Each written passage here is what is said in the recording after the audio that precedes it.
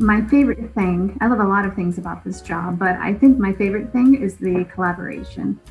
We are able to collaborate with these amazing practitioners that also happen to be our authors.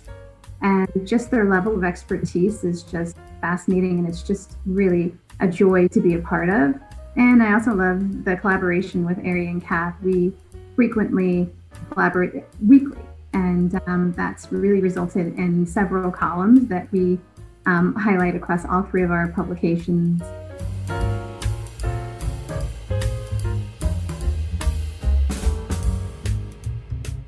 I see as our role in the tax community explaining really complicated laws, and not just explaining them on a surfacey kind of level, but really providing context, providing history, providing implications, like what does something mean for capital gains? What does it mean for your company's debt or your personal debt?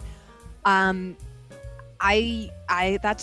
my favorite part of the job. When I read an article that doesn't just point to a code section or a regulation, anybody can do that. But our authors our favorite articles are when they tell implications, they give examples.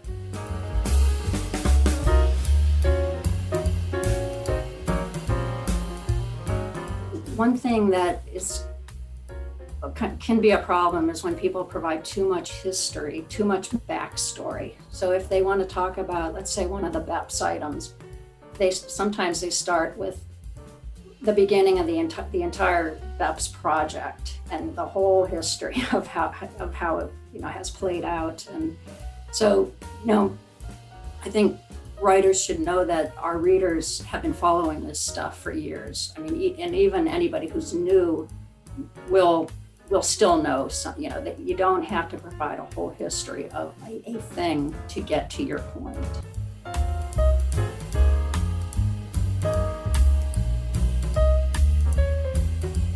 As far as topics, I try not to discourage, to be honest, because I've found when I first stepped into this role, I was a bit more particular, but I have been so impressed and oftentimes surprised at the approach to what seems like the same issue, and that the approaches vary, and that I've found that many people have written on the same topics, and each person provides a different perspective, different analysis.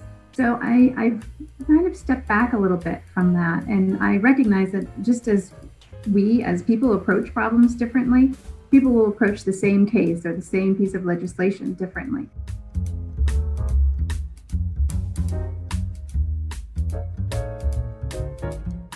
These days, there's a lot more crossover with federal and international than there used to be 10 years ago. It's almost, you can't do anything anymore without it having some sort of international implications. So Ariel and I are pretty much on the same page with the crossover between federal and international. A lot of the Tax Cuts and Jobs Act, GILTI and FDII and BEAT, I mean, all of that is automatic. And then the three of us have gotten together with various topics that we just thought were applicable to all three magazines. And it's a new thing for this collaboration with the three magazines and the three editors, but it really works well for us. We just kind of know it when we see it.